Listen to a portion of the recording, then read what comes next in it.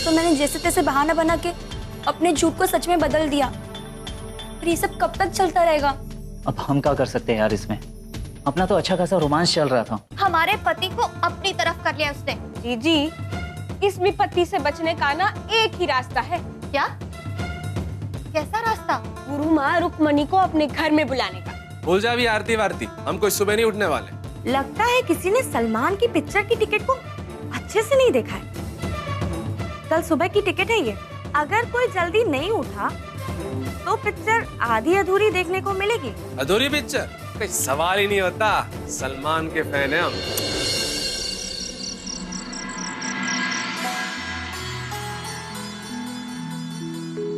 लीजिए, दूध पी लीजिए। यहीं रख दो, हम अभी पी लेंगे। आप हमेशा ऐसा ही करते हैं। अपने काम में इतना उलझे रहते हैं कि दूध हो या चाय बड़ी बड़ी ठंडी हो जाती है, और जब उस पे मलाई जम जाती है तब जाके आपको होश आता है, और फिर उसी चाय को गर्म करवा के पीते हैं आप। अरे तो क्या हुआ, दूध चीनी चाय पत्ती तुम्हारी बर्बाद ना हो जाए इसीलिए गर्म करवा कर पीते हैं। इसमें हर्ज क्या है? आपको तो ना अपनी सेहत का बिल्कुल ख्याल नहीं है। आप लाइए, ये फाइल मुझे दीजिए और ये ग्लास पकड़िए। लो बाबा।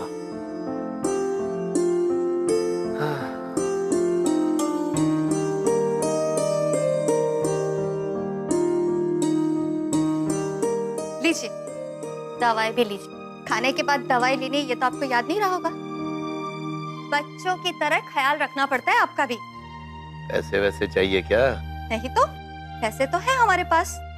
आज हमारी इतनी सेवा क्यों हो रही है? बात यह है कि फुलवा की एक बचपन की सहेली है रुक्मणी। आज वो एक बहुत बड़ी गुरु माता बन चुकी है। करोड़ों भक्त हैं उनके। बहुत पहुंची हुई महिला है वो। जिनके घर में वास करती है उनका तो कल्याण ही हो जाता है, और जिस इंसान से मिलती है उसका तो भूत भविष्य वर्तमान सब बता देती। अच्छा? हाँ, फुलवा बता रही थी। फुलवा हमेशा उनसे मिलती रहती है। कई बार उसने कहा कि गुरु माता को घर बुला लेते हैं, पर हमने कभी जरूरत ही महसूस नहीं की। इतनी सुख शांति जो थी। लेकिन अब हम सोच रहे हैं कि गुरु माता को अपने घर बुला लेते हैं। आप क्या कहते हैं? अरे भाई, जब तुम सोच रही हो तो जरूर बुलाओ। बुलाना है या नहीं ये तुम जानो। अरे हम क्या जाने, हम तो इस घर की सुख शांति के लिए बुलाना चाहते हैं। और इस घर में अकेले हम तो रहते नहीं है, सभी रहते हैं। आप भी? मंजरी, गुरु माँ को घर पर बुला लोगी, पर पता है इन लोगों की बहुत सेवा सत्कार करनी पड़ती है। ये लोग खाना भी बहुत सात्विक खाते हैं। कर पाओगी इनका इतना ख्याल? वो सबकी चिंता बिल्कुल मत कीजिए, हम सारा इंतजाम कर लेंगे। आप बस गुरु माँ को कुछ दिनों के लिए अपने घर पे रहने की अनुमति दे दीजिए। ठीक है, जैसे तुम्हारी इच्छा। मंजरी, कोई भूल चूक नहीं होनी चाहिए इनकी सेवा में, वरना ये लोग आशीर्वाद की जगह श्राप भी देकर जा सकते हैं। हम उसकी नौबत ही नहीं आने देंगे। ऐसे करो, अलमारी में पैसे रखे हैं, उनकी सेवा के लिए जितने चाहिए निकाल लो। ठीक है।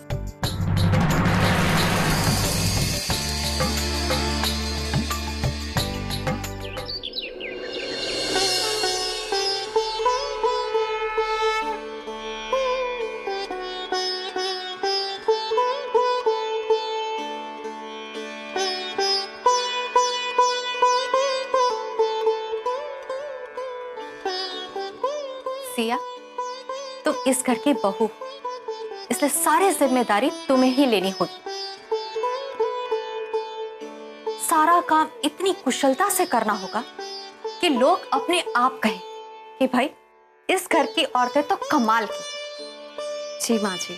बहू, तुम सोच रही होगी कि जी ये सारी बातें तुम्हें आज ही क्यों बता रही है, पर आज हमारे घर में बहुत खास मेहमान आने वाले हैं। उनके आने से इस घर में कल्याण ही कल्याण होने वाला है, सुख शांति बनने वाली है। इसीलिए उनकी सेवा, खाना पीना, उनकी सारी देखभाल तुम्हें ही करनी है जो है सो। जी मौसी जी, पर ये तो बहुत अच्छी बात है, क्योंकि मेहमान तो भगवान का रूप होते हैं और उनकी सेवा करने में हमें तो बहुत खुशी होगी। और आप तो जानती है हमें घर का काम करना कितना अच्छा लगता है। तो आप लोग बिल्कुल चिंता मत कीजिए, हम उनकी बहुत अच्छे से सेवा करेंगे। हमें तुमसे यही उम्मीद थी बहू। वैसे माँ जी आ कौन रहा है?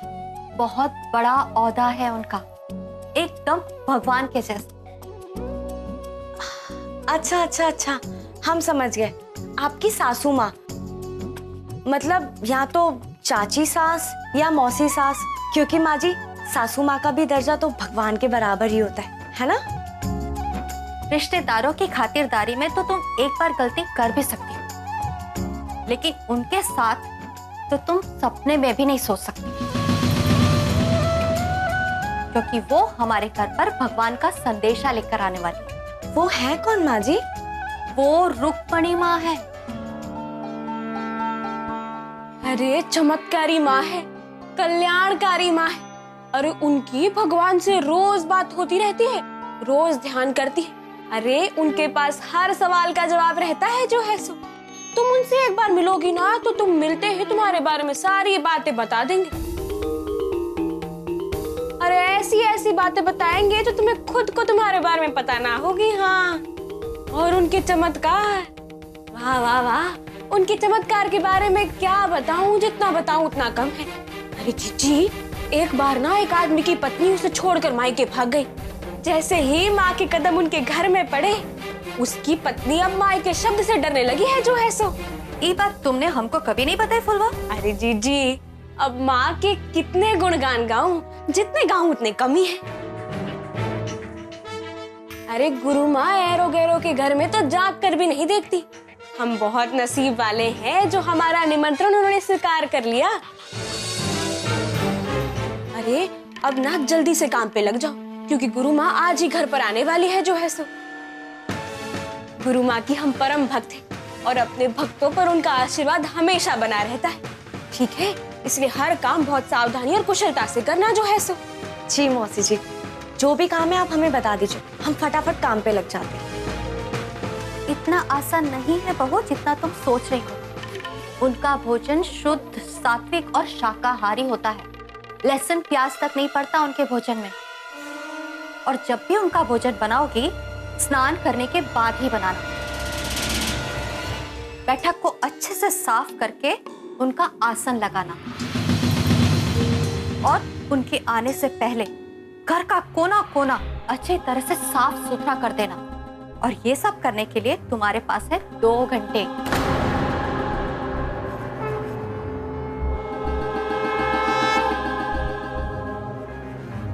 अरे अब क्या हुआ?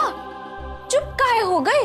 अभी तो थोड़ी देर पहले बड़ी बड़ी बातें कर रही थी कि क्या करना है बता दो, हम सब कर लेंगे। अब बोलती काहे बंद हो गई? जी, हमको तो पूरा यकीन है कि ये लड़की ना कुछ ना कर पाएगी, कुछ ना होगा इससे। उल्टा हमारी नाक कटवाएगी और अलग से जो है सो। नहीं मौसी जी, ऐसा बिल्कुल भी नहीं होगा। हम सारा काम बिल्कुल समय पर कर देंगे। हम आप लोगों को शिकायत का मौका नहीं देंगे। अरे रुको, उधर कहाँ जा रहे हो? किचन की तरफ, गुरु माँ के लिए भोजन बनाने के लिए। अरे जीजी ने अभी तुम्हें बताया कि स्नान करने के बाद ही गुरु माँ का भोजन बनाना है। इतनी जल्दी भूल गई? पर हमने सुबह को ही स्नान किया है। हाँ हाँ पता है, पर नहाने के बाद न जाने का किया, कहाँ छुए। इसीलिए एक बार फिर से स्नान कर लो और उसके बाद गुरु माँ का भोजन बनाओ। और हाँ, नहाने के बाद गीले बदन पे ही साड़ी लपेट के भोजन बनाना जो है सो। जी मौसी जी।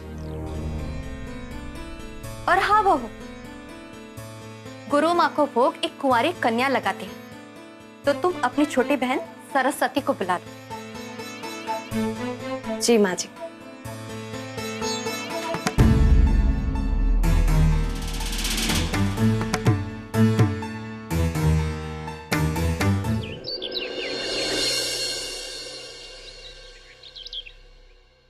सरस, उठ जा, अभी तक तेरी नींद नहीं खुली है। सरस उठ ना, रात रात भर मोबाइल पे खेल और दिन चढ़े तक सोती रहना। सरस उठना बेटा। सियाई तुझे ठीक से उठाती थी, वो जब उठाती थी तो खटाक से एक बार में उठ जाती थी। वही तुझे संभाल सकती है बाबा, तू मेरे बस की नहीं है। वो यहाँ होती ना तो मेरी जान छूटती। सरस उठ रही है या बाल्टी भर के पानी डालूं तेरे ऊपर? फिर ये मत कहना कि सुबह सुबह मैंने तुझे नहला दिया। उठ ना। क्या माँ, थोड़ी देर सोने दो ना, देर रात तक पढ़ रही थी। और अभी नींद पूरी नहीं होगी ना तो पूरे दिन सिरदर्द रहेगा। सरस तेरा ना ये सरदर्द का बहाना नहीं चलेगा। हाँ चल उठ, तुझे कहीं जाना है। नो वे, मैं कहीं नहीं जा रही हूँ, ना ही मैं दूध लेने जा रही हूँ, ना ही सब्जी लेने। अब पापा को भेज दो। सरस दूध पापा ला चुके हैं और ना सब्जी साग सब घर में है। तो तुझे ना सिया के ससुराल जाना है। सिया दी का फोन आया था, आपने मुझसे बात क्यों नहीं करवाई? बात करने के लिए ना जागना पड़ता है, और तू सोते सोते कैसे बात कर लेती? और वैसे भी बेटा वो जल्दी में थी।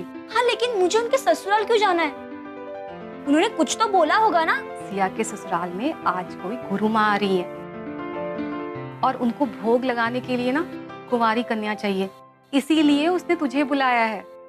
भोग लगा सकती है मतलब उनकी सेवा, उन्हें खाना वाना परोसना होगा ना, वो कुंवारी लड़की ही कर सकती है, इसीलिए सिया ने तुझे बुलाया है। नहीं, मुझे नहीं जाना। लेकिन क्यों? मुझे सिया दी के ससुराल वाला अच्छे नहीं लगते। आप चली जाओ, दादी को भेज दो प्लीज, मेरी जान छोड़ो। अरे पागल हुई है क्या? हम लोग कैसे जा सकते हैं? कुंवारी को बुलाया है और कुंवारी तू है। अरे शहर में और भी लड़कियां हैं, सबकी शादी हो गई क्या? क्या फालतू की बात कर रही है? दूसरी लड़कियां क्यों जाएगी उसके घर? तू उसके रिश्तेदार है। देख तू उसकी बहन है, पूजा पाठ और धार्मिक कार्यों में घर वालों की ही मदद ली जाती है। प्लीज मुझे किसी गुरु माँ को कोई भोग वोग नहीं लगाना। कहीं कुछ उल्टा हो गया और गुरु माँ ने आशीर्वाद की जगह श्राप दे दिया तो? देख सरस, कुछ भी हो, तुझे जाना है मतलब जाना है, कोई बहाना वहाना नहीं चलेगा। चल अब उठ जल्दी से। लेकिन इतनी जल्दी जाकर क्या करूंगी मैं? गुरु माँ इतनी सुबह सुबह खाना खाएगी? खाना तो गुरु माँ पूजा के बाद ही खाएंगी, लेकिन तू अगर पूजा से पहले नहीं पहुंची तो उन्हें बुरा लगेगा ना। जल्दी पहुंच गई ना तो सिया की थोड़ी मदद हो जाएगी। वो कह रही थी घर में बहुत काम है, तेरी दीदी है ना वो। क्या माँ, प्लीज। चल बस अब और नहीं। हाँ चलो जल्दी कर।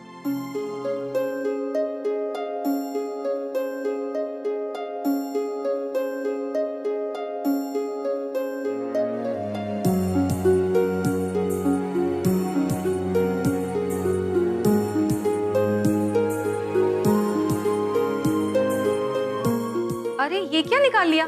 रख इसे वापस। ये पहनकर जाएगी तू सिया के ससुराल? क्यों? इसमें क्या बुराई है? मैं ऐसे कपड़े पहनती हूँ ना। और माँ, आज के पहले आपने कभी मना नहीं किया, फिर आज क्यों? सरस बेटा देख, घर की बात और है, अब तू सिया के ससुराल में जा रही है, पता नहीं कितने लोग आएंगे वहां पर, और तू ऐसे कपड़े पहनकर जाएगी, शोभा नहीं देता। देख वो जो तूने पिछले हफ्ते पीले वाला सूट लिया था ना, वो पहनकर चली जा। लेकिन माँ, उसकी फिटिंग बराबर नहीं है और वो थोड़ा ढीला ढाला भी है। सरस मैंने कह दिया जो कह दिया, चल वो निकाल और पहन के जा। ठीक है, पहले चाय तो दो। कोई चाय वाय नहीं मिलेगी जब तक पूजा नहीं हो जाती। तुझे भूखे रहना है, समझ ले कि पूजा खत्म होने तक तेरा उपवास। अरे अच्छा मजाक है, पूजा उनके घर और उपवास मैं रखूं।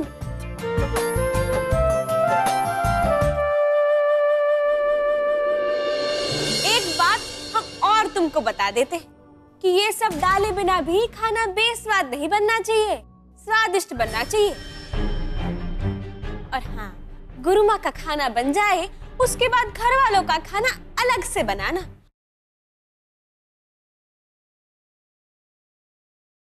सिया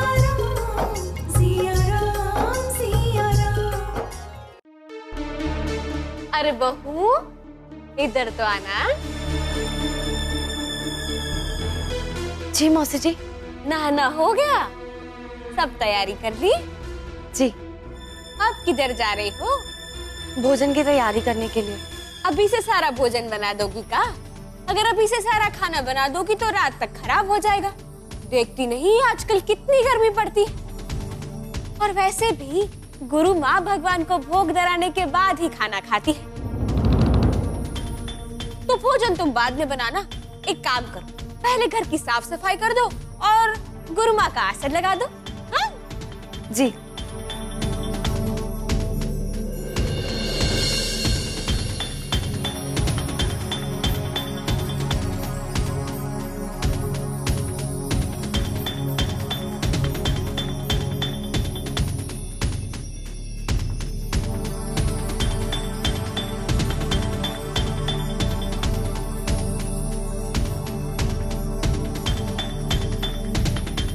अरे बहू। जी माँ जी। माँ के पैर रखने का भी कुछ बंदोबस्त करना, वरना माँ को बैठने में परेशानी होगी। न जाने कितनी देर बैठना पड़े माँ को। और हाँ बहू, माँ के आसन के पास ना सारा जरूरी सामान रख देना। सारे फल, अगरबत्ती का पैकेट, घी का डब्बा। जी और कुछ बच गया का?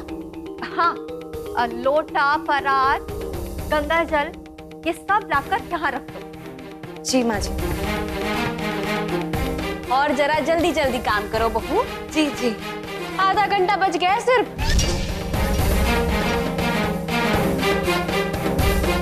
अरे जरा फटाफट हाथ चलाओ बहू, बहुत कम समय बच गया है तुम्हारे पास।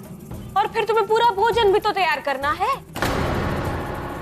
सारा समय घर की सजावट में लगा दोगी तो खाना कब बनाओगी? और हाँ, गुरु माँ का खाना बिना लहसुन प्याज का, बिना मसालों का बनना चाहिए। ये तो जीजी ने तुम्हें पहले ही बता दिया है। एक बात हम और तुमको बता देते हैं कि ये सब डाले बिना भी खाना बेस्वाद नहीं बनना चाहिए, स्वादिष्ट बनना चाहिए। और हाँ, गुरु माँ का खाना बन जाए उसके बाद घर वालों का खाना अलग से बनाना, और उसमें लहसुन प्याज और सारा मसाला तुम डाल सकती हो। मैं तो कहती हूँ कि जरूर डालना। हाँ। पर मौसी जी, जब तक गुरु माँ इस घर में हमारे साथ है, तब तक हम सबको सात्विक भोजन ही करना चाहिए ना। अब तुम हमें समझाओगी, सिखाओगी कि का सही और का गलत। तुम्हें जितना कहा जाए ना उतना सुन लिया करो। अब खड़ी मत रहो यहाँ पे, चलो जाओ। जी हम अभी जाते। अब बहू रुको जरा, इधर आओ। जी। अभी यहाँ पर तुम क्या कर रही थी? जी। अरे जी काहे कर रही हो? इधर क्या कर रही थी वो बताओ। पर मौसी जी, ये कैसा सवाल है? आप तो यहीं बैठी हैं, आप तो देख ही रही हम क्या कर रहे थे। देख रहे थे इसलिए तो पूछ रहे हैं कि सुबह से अब तक क्या कर रही थी तुम? ये मौसी जी आखिर पूछना क्या चाहती हैं? ये देखो जीजी, कितना कम समय बचा है और तुम्हारी बहू ने मौन धारण कर लिया। अरे जवाब दो। सिया, फुलवा जो पूछ रही है उसका जवाब क्यों नहीं देती हो? मौसी जी, हमने पूजा की तैयारी की, आसन की सजावट की और साफ सफाई की। हाँ, तो यही तो हम पूछ रहे हैं। अब ये भी बता दो कि साफ सफाई तुमने किससे की? जी। अरे फिर से जीजी शुरू हो गया। अरे हम पूछ रहे हैं कि साफ सफाई तुमने कैसे की? अपने हाथों से की, वैक्यूम क्लीनर लगा के की, या फिर मजदूरों को बुलवा कर की? कैसे की? हमने तो सब कुछ अपने हाथों से किया है। देखा जीजी, सुना? आपकी बहू झाड़ू पोछा को हाथ लगाने के बाद गुरु माँ के लिए भोजन बनाने जा रही। ये आसानी से हार मानने वाली नहीं है। पता नहीं किस मिट्टी की बनी है, मामूली लड़की नहीं है ये। जीजी, एक बार गुरु माँ के पैर इस घर में पड़ने दो, फिर ये मामूली लड़की को माँ की मूली ना बना दिया ना तो हमारा नाम भी फुलवा नहीं।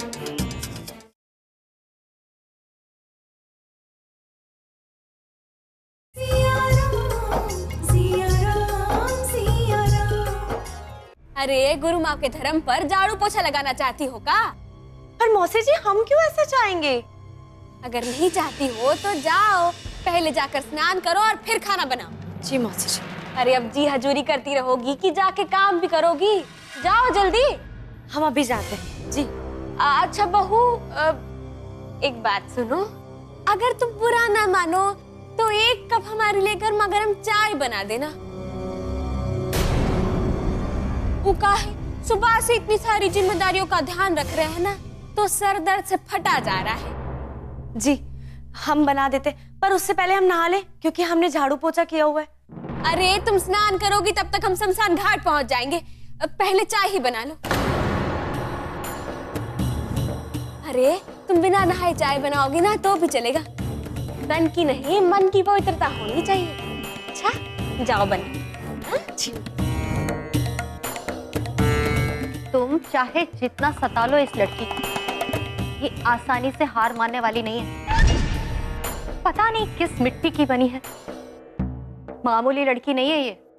जीजी, एक बार गुरु माँ के पैर इस घर में पड़ने दो, फिर ये मामूली लड़की को माँ की मूली ना बना दिया ना तो हमारा नाम भी फुलवानी। देखना कैसे 1 मिनट में चुटकी में ये लड़की को इस घर से रफा दफा करते हैं। जीजी, तुमको क्या लगता है कि इतने कम समय में सारा खाना बना पाएगी का? अरे बहुत खतरनाक है ये, कुछ भी कर सकती है ये लड़की।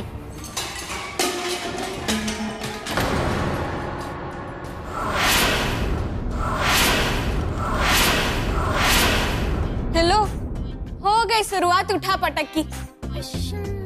बहू, अरे ओ बहू, किस चीज का सत्यानाश किया तुमने रसोई घर में? अरे कानों में अगर हमारी आवाज जा रही है तो जरा बाहर आओ और जीजी को जवाब दो कि किस चीज का सत्यानाश किया है तुमने। अरे बहू, क्या गिराया तुमने? वो माँ जी, वो दूध का भगोना गिर गया हमसे। अरे अगर काम कर नहीं सकती तो लपर लपर काहे करती हो? पहले ही मना कर देती कि हम चाय नहीं बनाएंगे तो हम खुद बना लेते, इतने भी काहिल ना है हम। जी, हमको तो लगता है कि चाय बनाना चाहती ही नहीं थी, इसीलिए जानबूझ के सारा दूध गिरा दिया। नहीं मौसी जी, हमने जानबूझकर नहीं किया। हाँ, बातें ना बनाओ, तुमसे जानबूझकर तो कभी कोई गलती होती ही ना, सब कुछ ऐसे ही हो जाता है। अभी इतने सारे मेहमान आएंगे, सारा दूध गिरा दिया तो उन सबको का काली चाय पिलाओगी? हम ऐसा करते, हम अभी भीम काका से बोल के मंगवा लेते हैं दूध। हाँ, जैसे भीम काका को तो और कोई काम ही ना है, एक काम के पीछे 10-10 लोगों को नहीं लगाना। हम अपना सरदर्द बर्दाश्त कर लेंगे। अब जाओ और रसोई घर में जो गंदगी मचा कर रखी है उसको साफ करो और उसके बाद स्नान करके नई साड़ी पहनना। और हाँ, खाना बन जाए तब तक किसी और चीज को हाथ न लगाना जो है सो। जी। अब जी मत करो, जाओ। अच्छा मौसी जी, एक बात बताइए, चप्पल ना उतारने में इसमें माँ बाप की परवरिश कहाँ से आ गई? क्या आपके माँ बाप ने आपको ऐसी परवरिश दी है? का? जय हो गुरु माँ। आइए पधारिए गुरु माँ, घर में आपका स्वागत है। जी, अब गुरु माँ के चरण दूध से धोए जाएंगे और इस घर के सभी सदस्यों को इसका लाभ मिलेगा। हम इनके पैर दूध से नहीं धोएंगे।